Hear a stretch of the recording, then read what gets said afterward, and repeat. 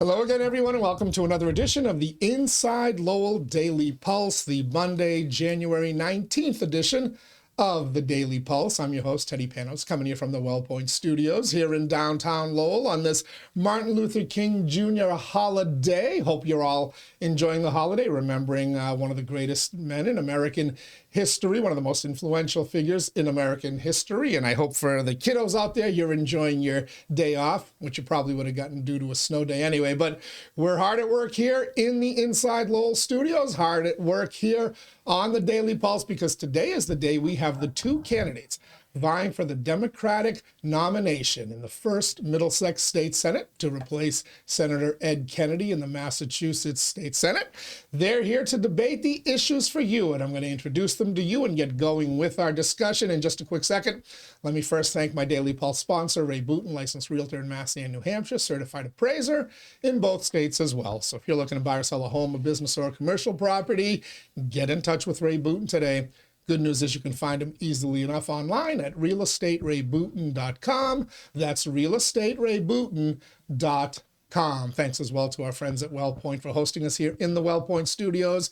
It's the only health plan offering healthcare benefits exclusively to Massachusetts GIC members. At WellPoint, your whole health is their whole point. So we thank Ray, we thank WellPoint. You'll see some other sponsors floating across your screen there. We thank them as well. But without any further ado, time for us to get to our discussion. The two candidates vying, as we mentioned, for the Democratic nomination in the Democratic primary, Tuesday, February 3rd, a little more than 2 weeks from today, are here with us in studio.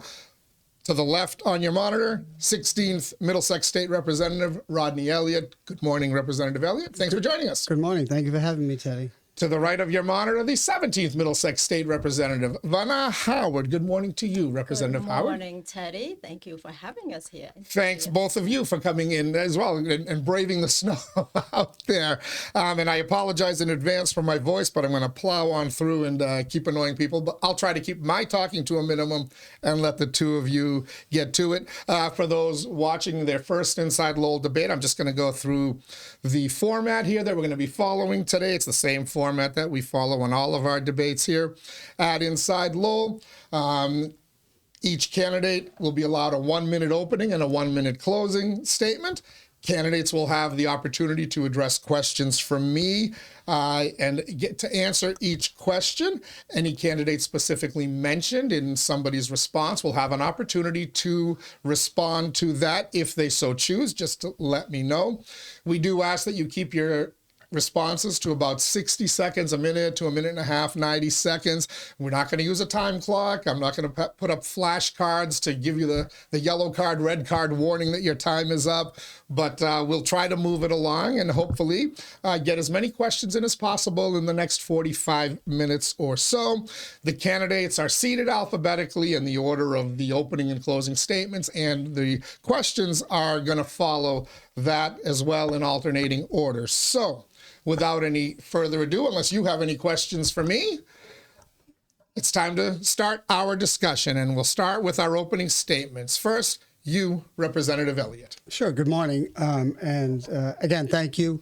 Thank you to you. And I'd like to start by thanking the voters of certainly the 16th Middlesex District, but also the people of the city of Lowell for allowing me to serve them for the last 28 years. It's an honor. It's a privilege, one that I don't take lightly. I've been proud to serve as a city councilor and as a mayor, and now a state representative for the 16th Middlesex District. I know this city. I was born here. I raised my children here. I'm going to be here for, right till the end. I'm an elected official that shows up, that's engaged. I'm passionate about this job. It hasn't changed since day one. When I got on the council, Lowell wasn't the city that it was, and I'm proud to have played a role. Not taking credit for all the progress that we made. But even in 1999, Lowell was an all-American city. I think that's a testament of the partnerships that we have and we continue to have, because that's how and that's what sets Lowell apart, in my opinion. The expansion of Middlesex Community College, UMass Lowell. Lowell continues to reinvent itself. You know, the front runner city, the Link project, Hamilton Canal. You know, that's important. It's important that we continue to do those developments because that's how we keep residential taxes down.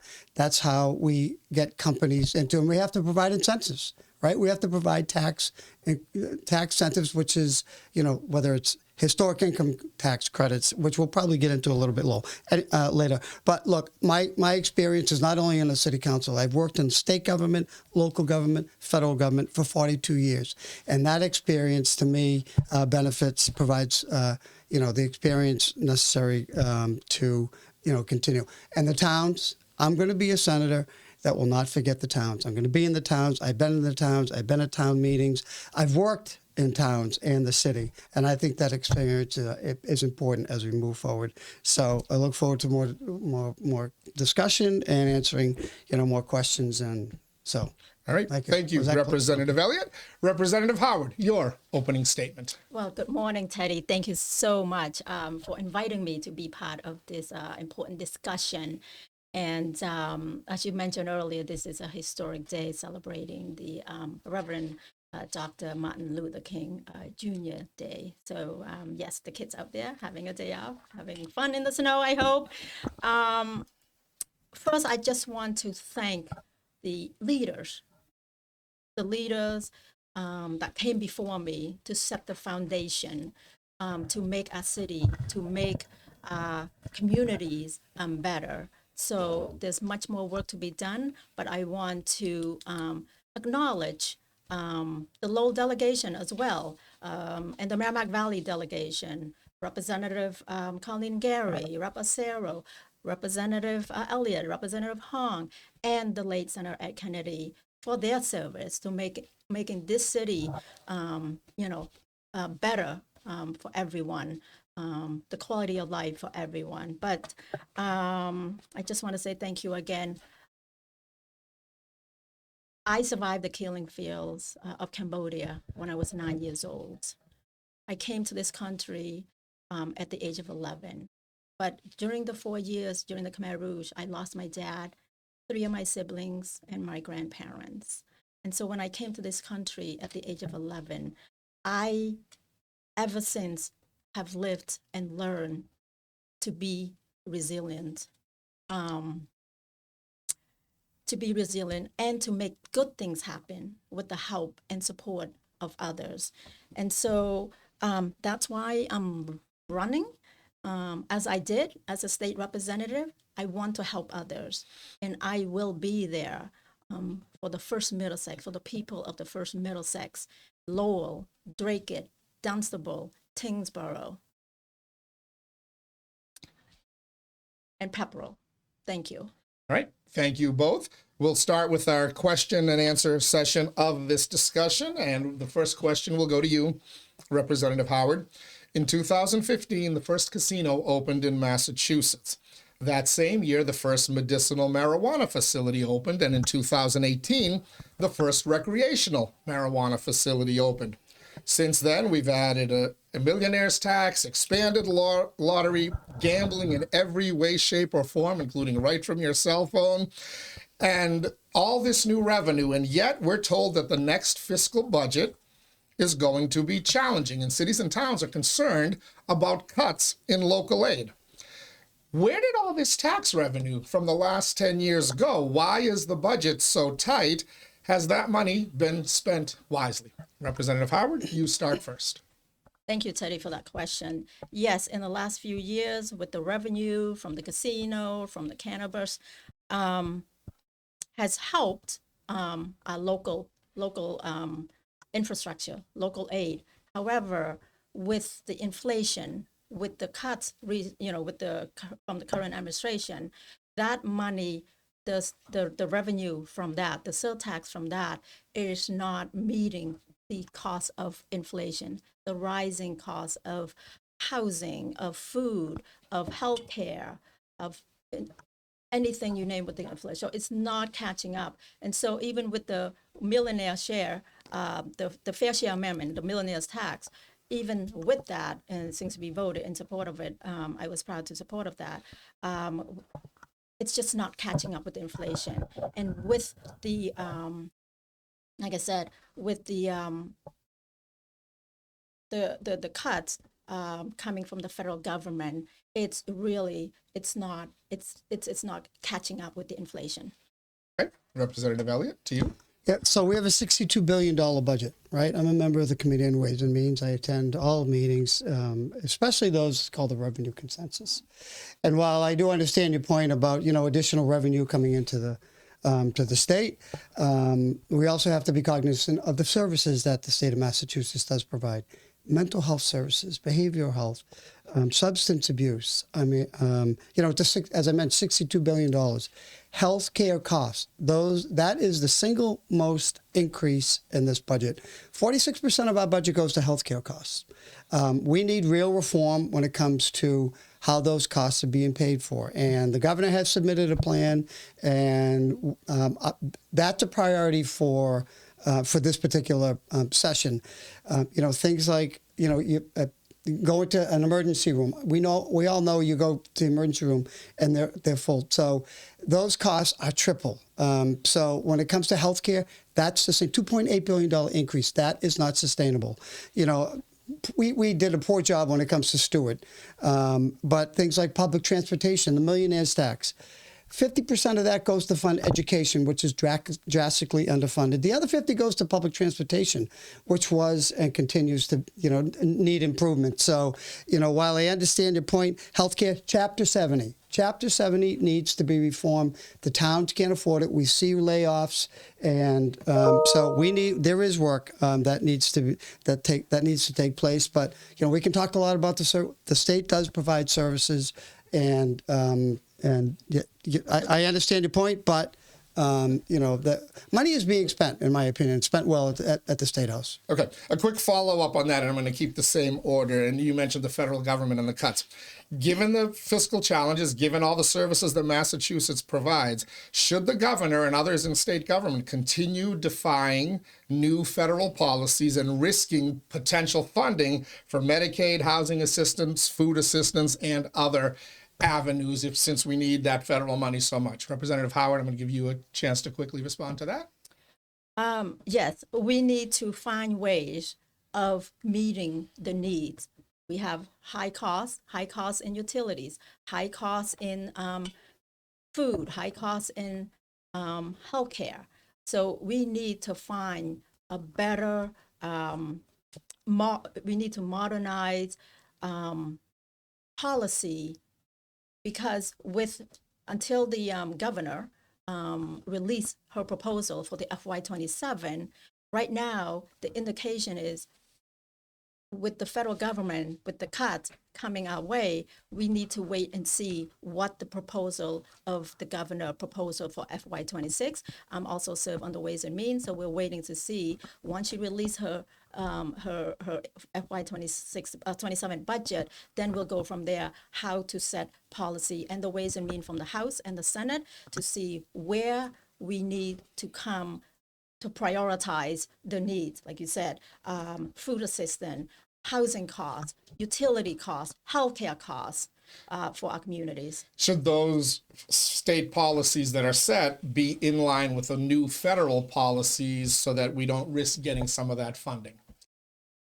We cannot risk losing funding, but as a state, we need to come up with also our own, because we know our own state. We know what the needs are, and we know that for any cuts, we can't risk any cuts, but we want to make sure that our communities, our children, our families, that they have food on the table, roof over their head, and low utility costs, affordable health care, decent housing, and quality education. That is what makes sure that our families in the state of Massachusetts, in the Commonwealth of Massachusetts, have the quality of life.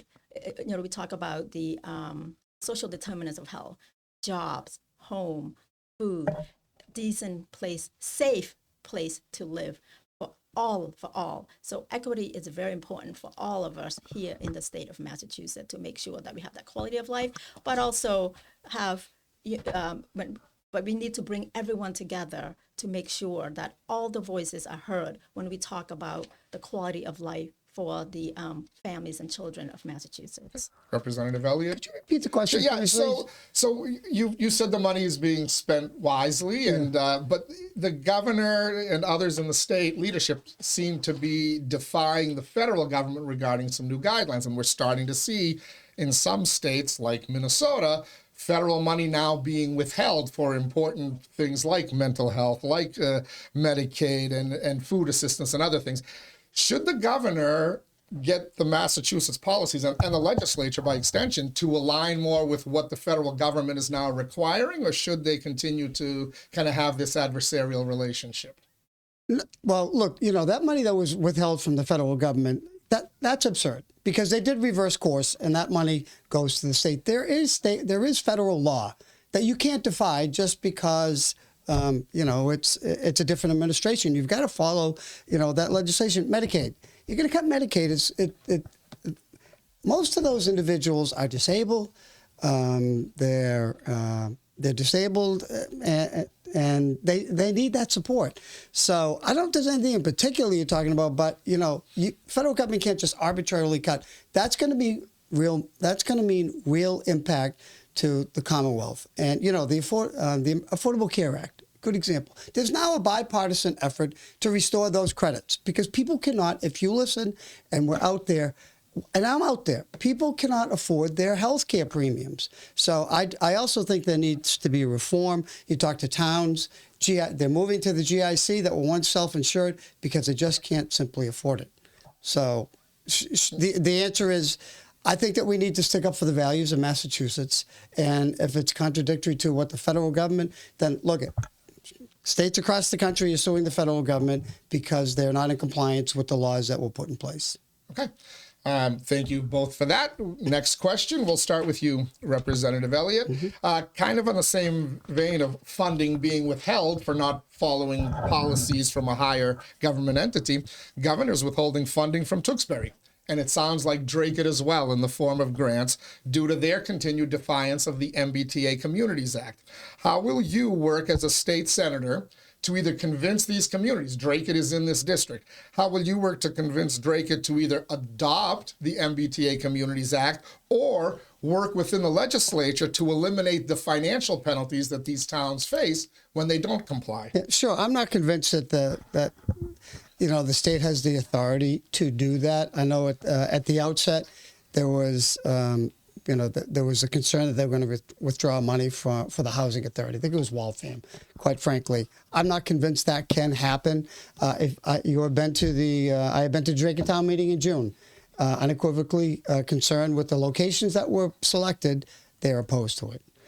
So yes, do we need to continue to go to the table? Yes, we do. Some cities and towns like Lowell, it works. To me, we may not agree, but the MBTA zoning works because the premise is people can walk to the train. They can walk to the public transit. To me, being on a bus line to take a bus to the terminal, I don't think that was in the spirit of the law. I didn't vote for the law. I wasn't down there.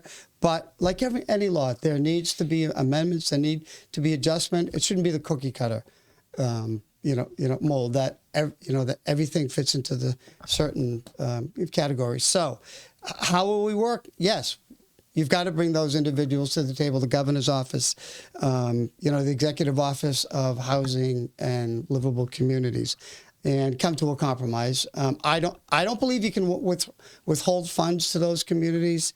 And there's got to be a better way to do that. Okay. Representative Howard.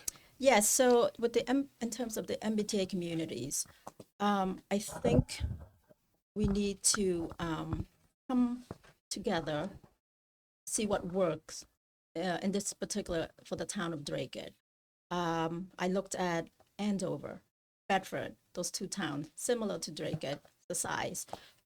They were able to work together, to compromise, to come up with multiple family units, housing for their towns. And so for example, if it's 400 units, let's work it down to perhaps where would work. Would it work at, say, 200 units? Because there's always a way to compromise, to work together, because Drake cannot afford to lose local aid, especially the funding formula to local aid. You want your son and your daughter to be able to own their first home or afford to live, afford a rental unit. And so it's important that we come together, we work together for the sake of our future generation to be able, because Governor Baker, with that MBTA communities was voted to it, and he it was approved it.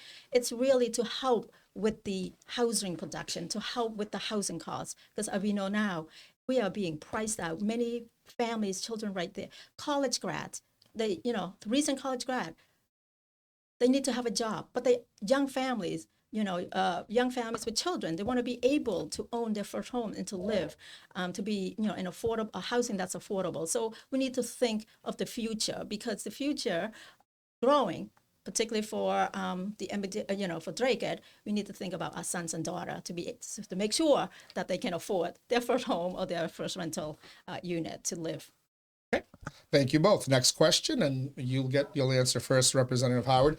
A recent Beacon Hill roll call showed that both of you voted 100% of the time with Speaker Mariano. Given your voting records are basically identical, a lot of people are saying, what's going to be the difference between you if you're elected to the state Senate, and will you be voting against what the Senate president says? How will that office, the first Middlesex Senate office, be different if you are elected as opposed to your opponent? I vote in the House. All my votes I've taken, they were votes that in the best interest of my constituents. The seat that I'm holding right now is a state representative. So when I'm out there holding office hours, coffee hours, listening to constituents who informed me what their concerns are, and that's what helped me, inform me when I take my vote. So yes, all my votes may align with Speaker Mariano. I'm sure Speaker Mariano, when he voted for any piece of legislation, in the best interest of his constituents. And so my constituents, of all the votes that I have taken, always in the best interest. And if they disagree on a certain thing, they will let me know, and they have let me know. And when I explain to them why I voted a certain way, they completely understand why I vote in certain. I always made sure that all my votes is because have always been and will always be in the best interest of constituents. Constituents who reach out to me on a whole host of issues and concern, but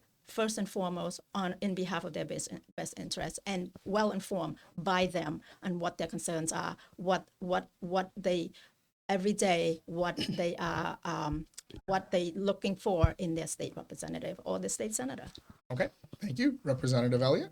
So is your question in terms of we're going to vote with leadership or not vote with leadership? Well, you just want to answer the question correctly. So that you both voted 100% with leadership in the House. Right. So people are saying, what's going to be the difference depending on which one of you wins the primary election on February 3rd, and then going forward? Will you vote will any of your votes be the same or different going forward if you're in the Senate? Well, look, the votes that we have taken, to me, they go into committee, they come out of committee favorable, or there's compromise. So the bills that come to the floor, in my opinion, I voted for them because I support them. Do I support them wholeheartedly? I know that when we went through the housing debate, there was, it included language for accessory dwelling units. The city is just going through a very long and exhaustive process, and there wasn't support. So I filed an amendment with a local option that if communities want the ADU by right, then it was an opt-in. And those communities didn't. Like Lowell, for instance, has a and Chelmsford. Both of those communities were opposed to it. That's my job, to be their voice. So that was an example. Does that mean I vote against the entire $5.2 billion housing bill, knowing that we're in the middle of a crisis? No, I won't do that. That's not what my constituents expect. We need housing. It is a major problem. I work on it as a member of the Housing Authority. So what will change if you don't support something, then you can't vote for it. But there again, compromise, bringing amendments in. Can we bring some compromise to a particular bill that you may not be in complete support of? So. All right. Let me ask a follow-up on that, and since it's a follow-up, you'll answer first, Representative Howard. You both voted against Auditor 𝐑𝐨𝐽𝐲's efforts to audit the legislature, despite 72% of the state's voters supporting the binding ballot question in 2024. Now she's pushing another ballot question about public records access. A lot of people are just assuming that's going to pass, probably with the same type of numbers as the previous effort passed. Will you vote against that effort if Senate leadership tries to stop that public records law from passing? Sure. Let me address about the ordering the legislature. Who doesn't want transparency? I support transparency. We on the website, on the Massachusetts website, legislature website, there's public records of the state audits report on there. Goes back to, I think, 2011 up to 2023. And so more sunlight is better. And so public records, it's already on the Massachusetts legislature website. So the public can have access to the audits report of the House, of the Senate, and with the auditors, right now that the ordering the legislature is now pending before the Attorney General's office. So right now it's there, it's going through the process. It's no longer in the House or in the Senate. So now we have the Attorney General's working on that with our auditor. And again, public records, it's if constituent has any issue, how I voted, or any piece of legislation or any concern, it can always reach out to any one of us, to me, because we're there to answer any questions, any concerns to our constituents. And so not against transparency, not support full transparency. I always say more sunlight, the better. All right. Representative Elliott? Sure. So yes, I do support the wish of the voters.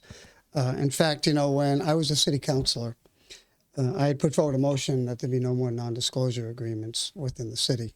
And that motion passed. I believe it passed unanimously, and there are no more NDAs in the city, which we should never be using taxpayers' money, and they don't know what's happening with it. The audit is on. Every audit is posted on the website, as Rep. Howard mentioned. We are audited this year. We gave the auditor, there was the motion that came through the House was to let her pick the auditor, an independent auditor. And secondly, we have leadership, and we're working through the process. I believe that transparency, that we should be transparent. Every nickel that is tax dollars money should be able to know where it goes. When it comes to public access record, I have to tell you, when I get elected to the House, I was kind of amazed that the standards that are imposed on us at the local level, open meeting law, public access to records, was not a standard for the Senate. So I do support it. Public access record, that ballot question, and again, open meeting law is there are requirements. Public access, we have to abide by them on the local level. I don't understand why the governor and the legislature are not held to that standard, and I believe that we should be. All right. Next question, and we'll start with you, Representative Elliott. A lot has been made of Senate Bill 2246, attempting to bring the state's transportation plans into alignment with state mandates and goals regarding climate emissions and reducing miles driven.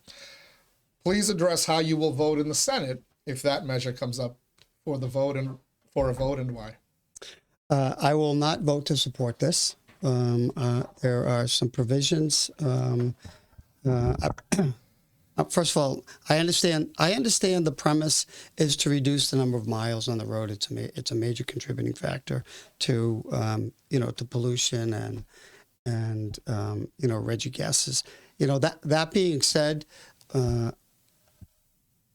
Massachusetts is not prepared by any stretch with, I mentioned this at the outset, with our public transit system to handle the provisions that are included in this bill. The intent is more bikes, more walking, more public transit. We look at the public transit system now and we are playing catch up. And luckily, we have resources that we can dedicate to the MBTA, to commuter rails. Again, I understand. So I'm going to vote against it. I don't believe that this is the direction that we should be heading into, creating more bureaucracy to track and to limit and to mandate, how many miles people can drive. I know communities in Colorado, I think the state of Colorado and Minnesota are looking at this and implementing some version. But look at we have many rural communities, and we're a fast-moving society, and I don't believe that you can govern where people can go and how many miles they can travel. Everybody has very different jobs, very different lifestyles, and there's another way that we can that we need to look at besides limiting the number of miles people can drive. All right, thank you, Representative Elliott. Representative Howard. So that bill, the S2246, I read the bill. In that bill, in that language, it does not any way, any shape or form that it will cap your driving mileage or taking away your gas cards. That bill, I have to read. I actually read it again the second time because there have been talks in the community about we're going to monitor your driving mileage. We're going to tax you. We're going to fine you. We're going to penalize you. Nothing in that bill says such thing. All that bill does, I co-sponsor, I signed on, because all it does is to convene 15 experts from various expertise, various organizations, various commissions to come together to look at ways how our public transit, how can it be more efficient, more reliable, more affordable. This bill was brought about to think outside the greater Boston. If you're in the Boston area, you jump on the T and you perhaps one T, and then you get to your destination.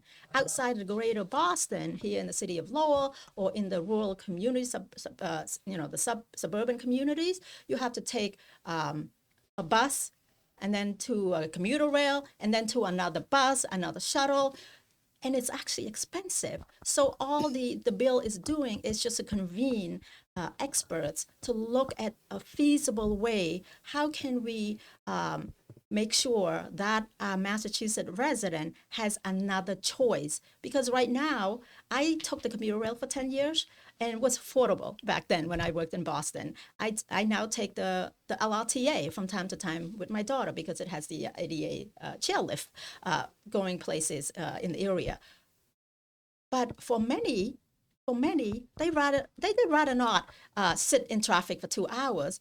But it's cheaper that way. So this bill is just looking how is it more efficient, more affordable, more reliable. It is no way an attempt to, monitor your mileage, tax on your mileage, nothing like that at all. It doesn't say anything in that bill, nothing. All right, so I've heard this debate has gone on multiple times, and I've heard that people have debated me on that. But I want to point to specific language that makes me nervous, and I believe makes a lot of people out there nervous. Within the bill, laws and it's IX9 in certain thing. Identification and discussion of current policies and recommendations for policies, laws and regulatory actions that may facilitate reductions in vehicle miles traveled.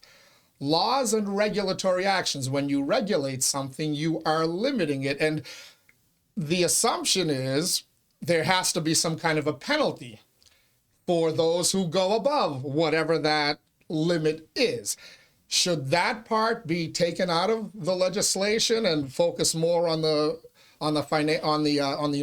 improving public transportation and rethinking transit? Or should that be left in because you can't make people comply with a regulation if there's no penalty with it? The follow-ups, I'm going to let you go first, Representative Elliott. You said you would vote against it. So if that kind of language was stricken from it, would you then support efforts to kind of reinvent public transit and other forms of public transportation? Look, with all due respect, I've read this bill more than once, and this is not a good bill. It's not a good bill for another reason, for many reasons, but this will limit the number of miles. Section 8.1, to relieve congestion, improve air quality, and promote compliance, the Secretary in consultation will set a statewide vehicle mile travel reduction goal. That tells me that when this is implemented, you're going to have to reduce the number of vehicles in order to meet compliance. And how do you do that? It has to, you're going to have to reduce the number of miles that people can travel. Again, section 2, and I know my time is limited. The Secretary shall incorporate travel mile reduction goals with the Secretary of Transportation. This is what it's all about if we want to be in compliance. And I understand the impact. The purpose is to encourage people to take public transportation. Like Rep. Howard, I took the commuter rail in and out of Boston for almost 40 years. That being said, this is to reduce congestion. It's improve air quality and promote compliance with greenhouse gas limits. So I don't think I will not vote for this bill, if that was your final question. Right. Representative Howard, should language within that bill, should that bill be amended so that the things that you said it's not intended to do aren't actually put in there and can then be implemented since the legislation may be passed? As you know, 7,000 plus bill, filed in this session. And so the public has each bill has a hearing for the public to come and voice their opposition or in support of any piece of legislation. And so I believe that language, this bill is to set goals. Of course, we want less vehicles on the road because the leading cause of vehicles, to reduce emissions, right? And so, of course, we want, but this particular bill, it does. So for the it does not. It set goals, not mandates. The maker of the bill, Senator Cream, came out and made a statement saying it's just convening 15 commissioners to come and just come up with another option for Massachusetts residents, drivers. No way an attempt to cap or take your gas cards away from you. Yes, I mean, not many people, not everybody can afford a car. If they can take a public transportation, that's more efficient, that's more reliable, that's more affordable. Of course, we would all do that. We would all do that. We would do that. But right now, many of the public transit right now, it's not efficient, it's not affordable, it's not reliable. So this bill is just looking at one other option, one other choice for our residents in the Commonwealth of Massachusetts. Representative Elliott, you wanted to? No, I think Rep. Howard really speaks to the point of why this should not be adopted, should not be in place, because our current public transit system is not working. We have, look at the LRTA, look at the commuter rail. People don't take it because A, it's not affordable, and B, because it's not reliable. And we need to continue to invest. Maybe at a later time, we look at this. I get nervous when we have a bill that's going to create a council, going to create a commission that will provide oversight, direction, and input. Let's look at the Department of Public Utilities. There's a good example of an organization that, to me, has failed, and the consumers are paying the costs. So, this council will assess strategies, plans necessary to reduce statewide vehicles mile traveled. Period. I mean, this will be set up a council, and there will be mandates, and so I think this is it's a little bit more than a study. And if this is adopted, and it came out, it's in Ways and Means. It came out reported favorable 4-1 from TUE. So this is real, and this will have, to me, will not have an impact. And quite frankly, how about the people that have to commute and that work for a living, that have to commute from rural areas? What about the traffic from New Hampshire? How are they going to get assessed? How are we going to limit their miles? And that's I want to say it's a third of the miles that are on the roadways. So. There's I know my time limit. All right, I'm going to give you an opportunity, Representative Howard. Yes, this bill is to look at another option for our Massachusetts residents to look at public transportation. Is it affordable? Is it efficient? Is it reliable? It's set goals, not mandates. Senator Cream, the maker of the bill, said that in his statement. This is not a mandate. This is just looking at another option for our residents. The bill is not putting caps, putting restriction, putting fines on your mileage. Do you actually think that we're going to actually cap how many miles you drive?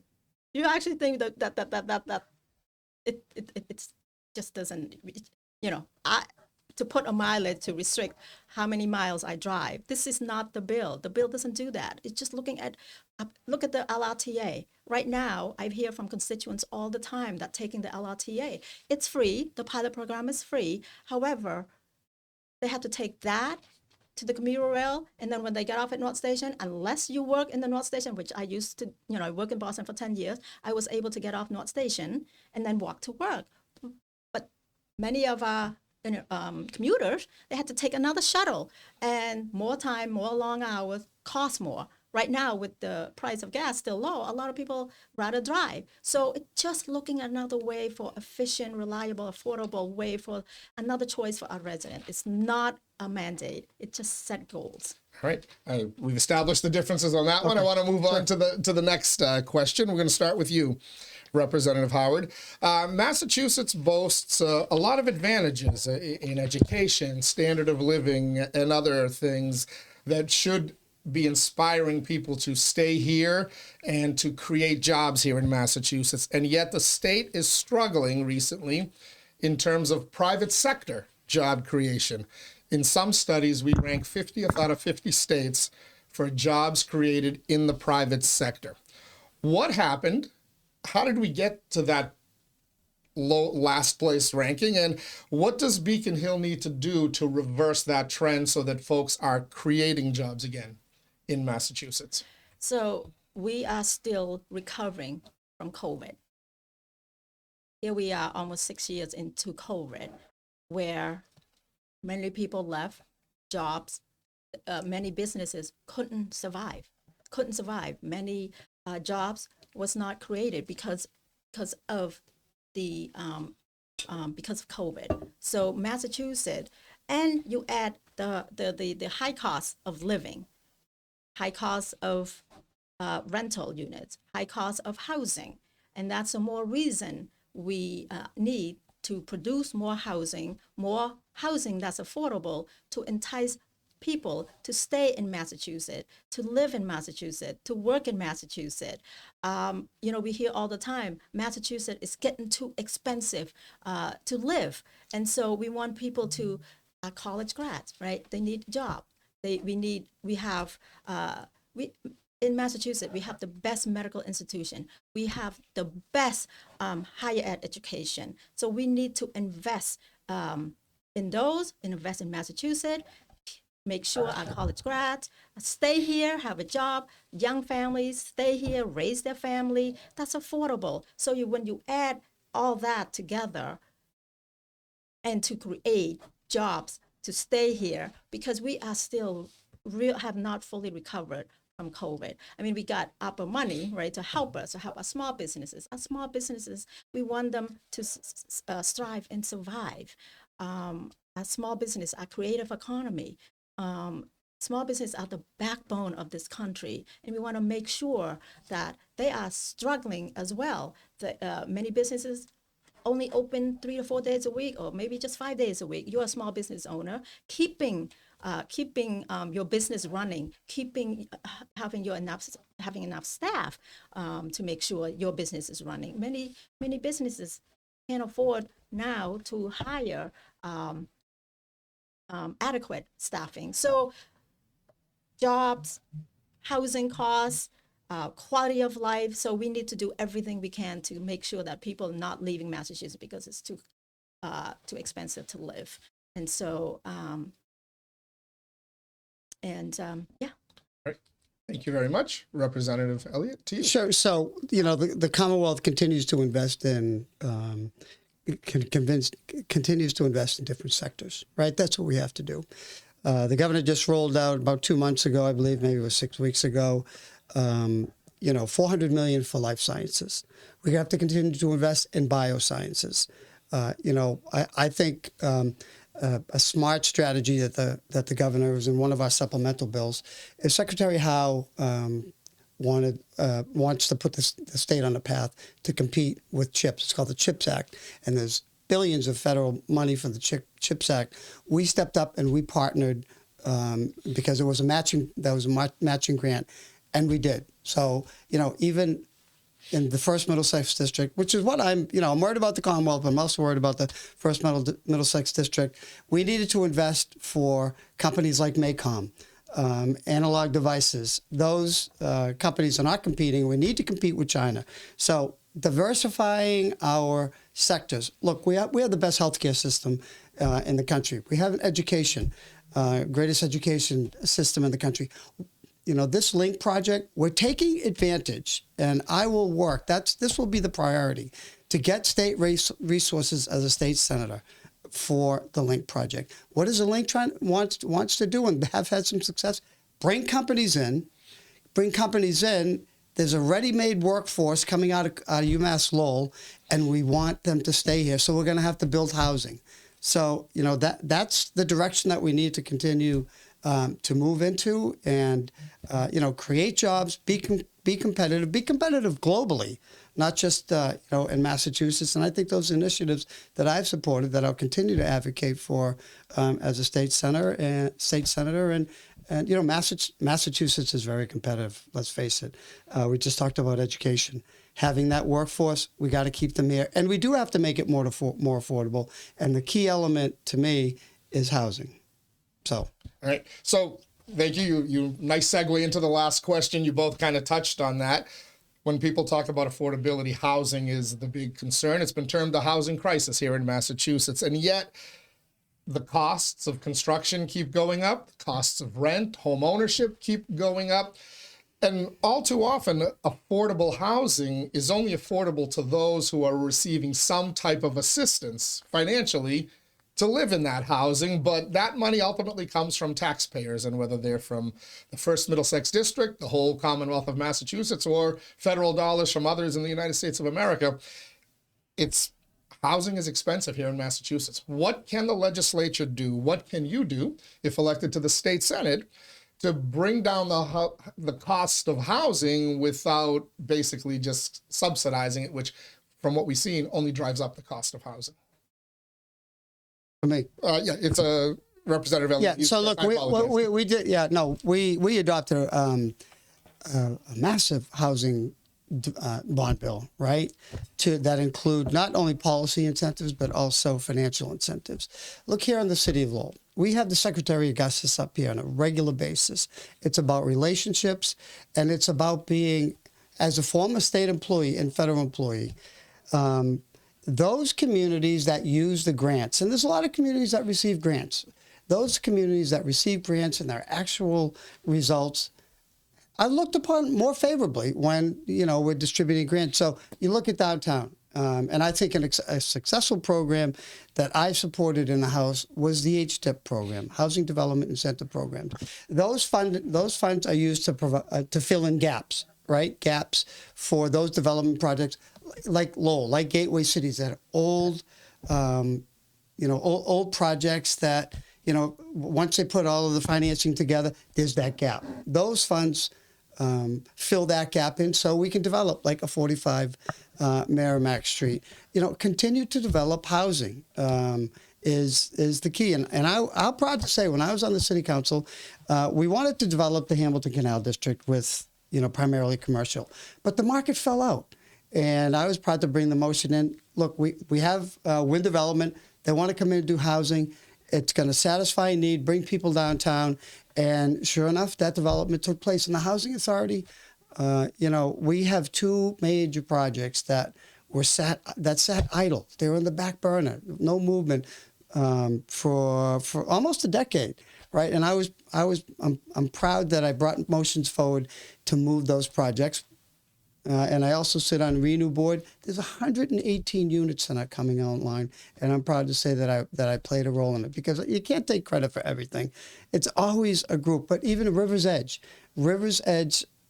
sat idle for. I got on the Housing Authority. I think it was 7 years at that point. Nothing. It was the last phase. At that point, it was 28. We had to change it to 32 units of housing, which legislation, I'm glad that I was part to shepherd it through the legislature. That project, we are about to receive funding for that project. So, to answer your question, those incentives, we need incentives to bring, and that's going to be the key for Link, by the way. You've got to provide TIFs and ties to provide those incentives for developers to come in because we're competing against all the other gateway cities. All right. Thank you, Representative Elliott. Representative Howard? I was proud to vote in support of the Homes Affordability Act and even testify in support of it. I serve on the Lowell Housing Authority, and staff from the Lowell Housing Authority also testify in support of the Homes Affordability Act. So with the governor proposal of decreasing the housing crisis, about 200,000 units, we're getting close. We are reaching there with the on Broadway. That was the Secretary Augusta just came. That was the ribbon cutting in Lowell right here. Those are a good example right there of affordable housing, right there, 46 units on Broadway. And then right here in downtown, that's as a result of the HDIP program that's part for that market rate right now. And with the MBTA communities coming in to also produce multi-family units, but also the ADUs, the accessory dwelling units, by right for family who wants to live in place, age in place, and they want to build a 900 square foot unit in order to continue to live in their home because it's expensive if they should be, age in place to go and live in, assisted living. It's more expensive. And so you have ADUs, you have the MBTA communities, you have the Homes Affordability Act, and you have all these projects, housing projects, with the partnership of Lowell Housing Authority, with community team working with the Merrimack Valley Housing, just this area alone, so that all that would not cost our taxpayers, our resident, any more taxes, put burden on them. So if we stick to the plans and to address housing crisis with all these initiatives, that way we avoid increasing tax on our Massachusetts residents. All right. Thank you both. That concludes our question and answer session. You don't have to listen to my sometimes long-winded questions anymore. Now you get a chance to give your final argument to the voters out there in the 1st Middlesex District. Representative Howard, you get the closing statement first. Thank you again, Teddy. Thank you, Inside Lowell, for giving us this opportunity to discuss what's on the mind of our residents, the resident here in the First Middlesex, in Lowell, Dracut, Tyngsboro, Pepperell, and Dunstable. I understand the struggles and the and difficulties everyone is going through. And so, as a representative, I have been there for my constituents, and I will be there for the people of the First Middlesex District. I will be there as your state senator, and I will listen with my mind and heart. I will will serve with the intention towards solving the problems that we care about, that impact the people in our district, in the First Middlesex, in the Commonwealth of Massachusetts. So really, I ask for your vote. I humbly ask for your vote on February 3rd, so that I will continue to do the work in the best interest of our communities, for families, for children, for our seniors, for our veterans, for our small businesses, for our creative economy, so that they can have a safe community, better quality of life, make a big difference in their best interest. Really, families, children, our seniors, our veterans, our small businesses, so that their lives be better in our communities. All right. Thank you, Representative Howard. Representative Elliott, your closing statement. Thank you. Thank you for having us. These debates, discussions, they're important so the voters know where we stand. So I feel, as a member of the City Council, I was an effective and I was an active member of the City Council. And I feel proud of my accomplishments as a member of the City Council. I was actually, I feel I'm a candidate in this race that, I know this district. I started out working in this district. Still have met a lot of folks from, many years ago throughout this district, constituent service, being on top of the issues. I feel, my accomplishments as a state representative, certainly, working in conjunction with Ed Kennedy, we spoke regularly. When I was first elected, I filed a bill for Lowell High School to cover that cost, that $40 million cost overrun. Senator Kennedy, and to his credit, he was able to get that money filed, bill on the opposite side. So, there's a lot of responsibility in moving forward in this district. My experience with towns, working with towns, being an administrator for the Board of Selectmen in a town certainly gives me the understanding, and understanding those issues that we talked about earlier. But affordability in the towns, the Chapter 70, the health care, pensions. These are stresses that we need to work on. And as I mentioned, a member of a committee on Ways and Means. I had that working knowledge. I've worked my whole life in budgets, and as a member of the council, I was chair for 24 years. So, I've filed bills, co-sponsored bills for teachers, for paid medical leave, unemployment. These are the struggles that residents are going through. These are the issues that come to my office, and that we work on a daily basis. I'm going to stick up. This is. It's important that we represent the people of the district, the working people, the hardworking people of this district. I have, 26 labor unions, teachers, firefighters supporting me and I think that, that's a reflection of my commitment to working class people in this district. All right. Thank you to both of you for taking times out of what I know are very busy schedules. It is January 19th today when this debate will be posted. 15 days from now, voters are going to head to the polls. One of you is going to be the Democratic nominee. Best of luck to both of you in the home stretch. And again, thank you for coming out here on a snowy Please Monday come out morning. and vote. February 3rd, please come out and vote. Yes, indeed. And that is the primary election, February 3rd. Mail-in ballots are available, but you have to request them from the Secretary of State's office. There is no early in-person voting, so mail is the only way you'll get to vote early. And the deadline is quickly approaching here. It's starting to get tight. So if you are interested in voting in this election, please put in your application with the Secretary of State's office quickly and get your ballot in the mail as quickly as possible so it can return to your city or town hall and be counted on time.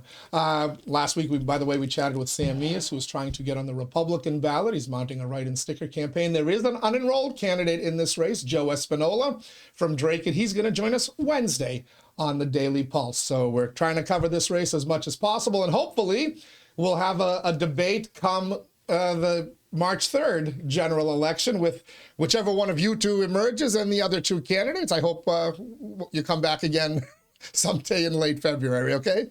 Thank you very much. Thank you for tuning in. It's the Daily Pulse, the show that keeps its finger on the pulse of Lowell and the world around it. Till next time, please stay safe, stay warm out there, careful for icy spots. I'll see you on the other side.